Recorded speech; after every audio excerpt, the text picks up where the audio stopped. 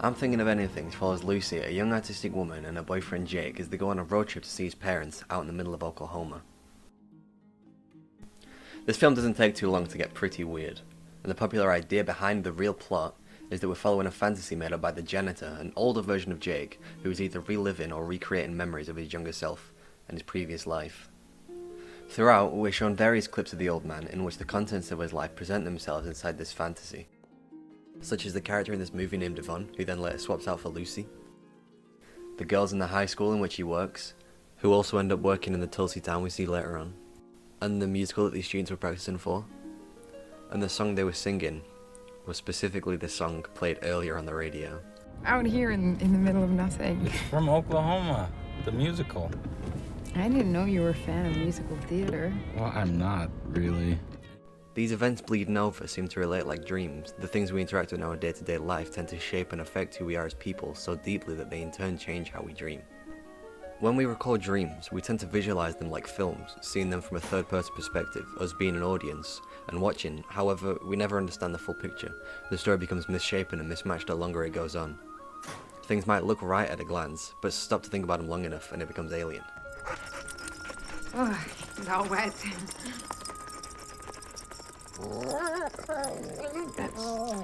Here they come. The janitor is thought to have dementia, and the dementia is shown in a multitude of ways.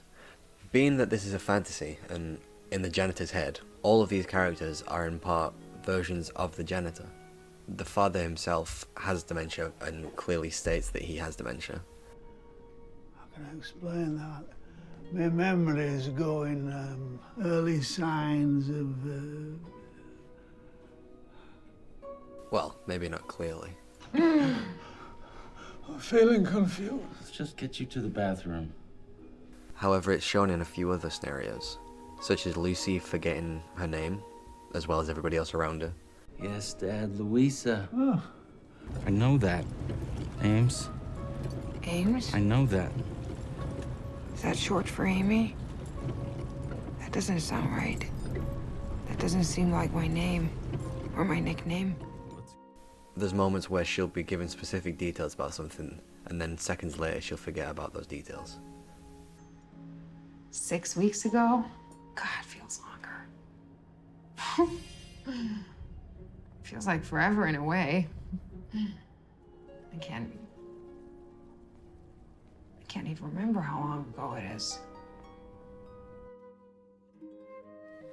I'm Thinking of Ending Things, at its core, is a story of isolation and the fear of being alone, lost and left in time. To aid in this feeling, Charlie Kaufman opted to use a 4:3 aspect ratio, pulling in the sides, making it all much more claustrophobic and isolating the frame, picking apart the location in more exclusive shots as opposed to if it were all open in a wider frame. The direct spaces that the actors are in are all that we focus on. Inside the car, we look out into the distance, finding nothing but the vast white snowy fields. Inside the house, looking out the windows, we get nothing but a reflection of what we already see, boxing us in and making us feel like there's nowhere else we can escape to.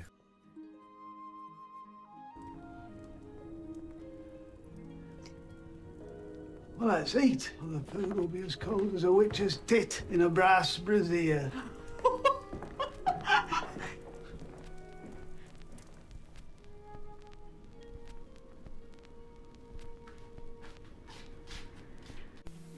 The scene is established with a wide.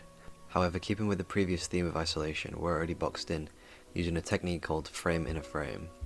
The doorway acts as a framing device, pointing out our actors as well as the objects key to the scene, leaving out any of the unnecessary. This scene is much more warm, previous scene being lifeless, drabby, filled with blues, and it was very low key.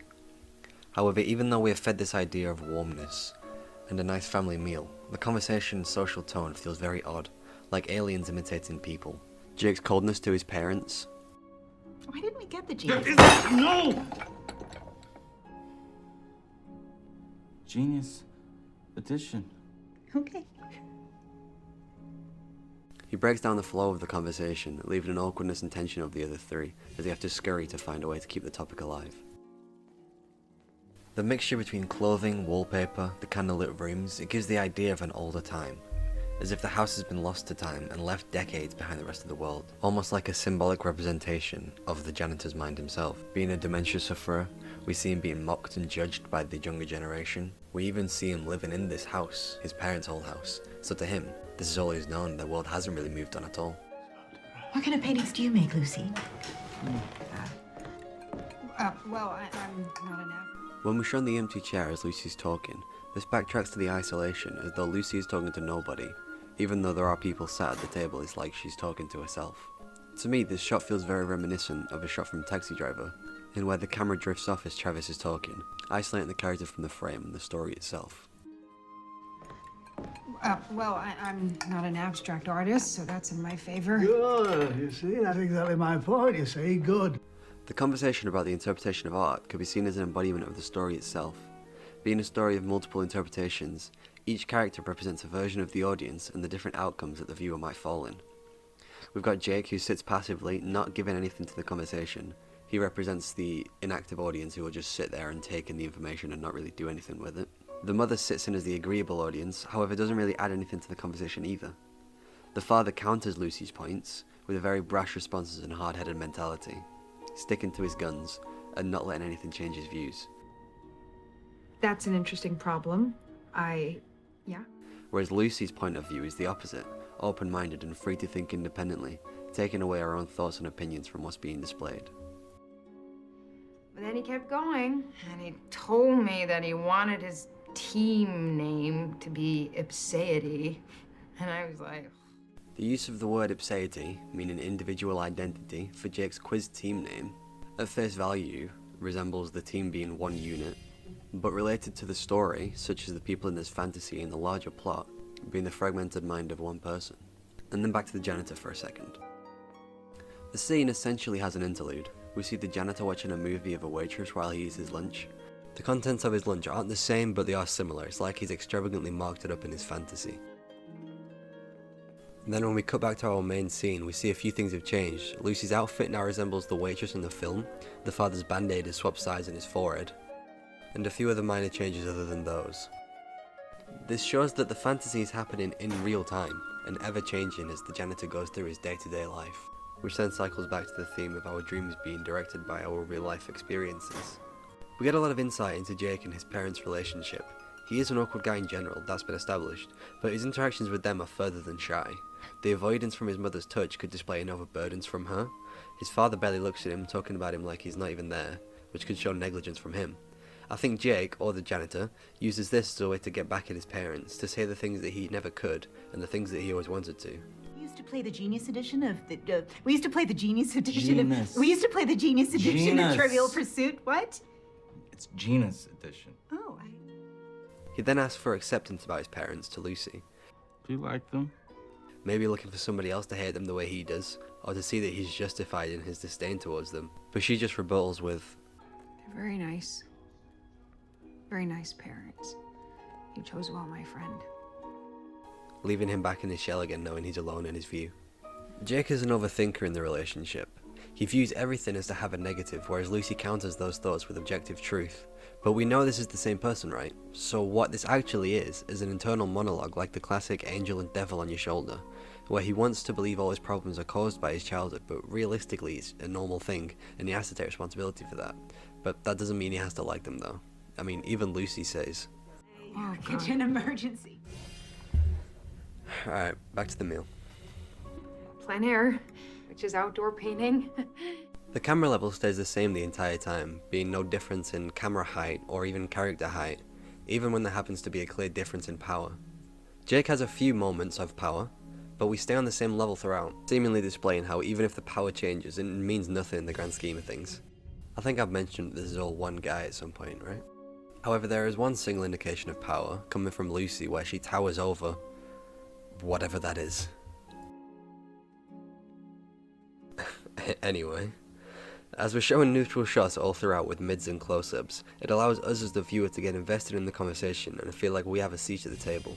This scene is where we learn who our characters are, so extravagant large shots aren't necessarily needed as much here, not that we don't get the odd one. We get much more value seeing their reactions and expressions with as much detail as possible. We also don't get too many dirty shots. They're all clean as to not block us out and keep us included, like we would be if we were really there. Wow, didn't expect anything so enormous. 130 classrooms, gymnasium, 2 locker rooms, boys, girls, auditorium, 10 bathrooms, 6 administrative offices. We get more hints towards Jake being the janitor, as he describes specific details about the high school, details that a current student wouldn't know, let alone an ex-student of several years. We carry on with the odd cut-ins that for the most part only seem to be seen by us, the audience. However, this one is spotted by Lucy. For the most part, Lucy is completely a part of the story, seemingly tangled in this web of weird. Usually the protagonist acts as the eyes of the viewer, being a figure for us to put our understanding in their hands, but up until recently we haven't had that. The location once again displays this isolation by singling out this area from the rest of the world. You look past the snowy parking lot and you can see nothing but a void of blackness. The sound design displays this loneliness too, as the wind whooshes in and out of our ear, fading from time to time but still very prominent. The wipers scratch and scrape at the windshield in a rhythmic fashion, almost displaying the time ticking away as she sits and waits. Right here. Maybe it's cold outside. Really? You want to quote a rape song at me? The baby it's cold outside reference can be seen very similar to the larger plot. From the very beginning of the film, she's asking him about getting home on time, and he finds ways of keeping her longer. A couple scenes before, it's mentioned that the father has been keeping her drink topped up, encouraging her to drink more than she realizes. As she gets more frustrated with the excuses, he resorts to blaming the weather. This is one of the reasons pointing towards the theory of Jake being not only a sexual predator, but also a murderer. What? Yeah, okay, I get it. No. Hold on, hear me I out. can't believe this. There's very subtle points nudging the audience to this way of thinking, and I don't particularly agree with the theory, but it is quite popular, so here are some of the bullet points. 1. His protection over the basement, while not being overly obvious, is definitely dodgy. I mean, pair this with the frankly human-like scratch marks, it makes it a pretty noticeable point, and very suspect. Yeah, okay. 2. At the Tulsi town, the mention of varnish in the bag is to some a reference of Jake hiding a body. It might seem like a stretch, It does. but Jake is noticeably cold to the staff, haha, funny, It wasn't. mentioning that they won't come if they know it's me. An odd thing to say, but being that he is an awkward man, he may have built up a reputation with them. 3. During a previously mentioned scene in the parking lot, he says he's familiar with the look of a pervert, which gets a considerably easygoing response of, What the hell does that mean? and 4.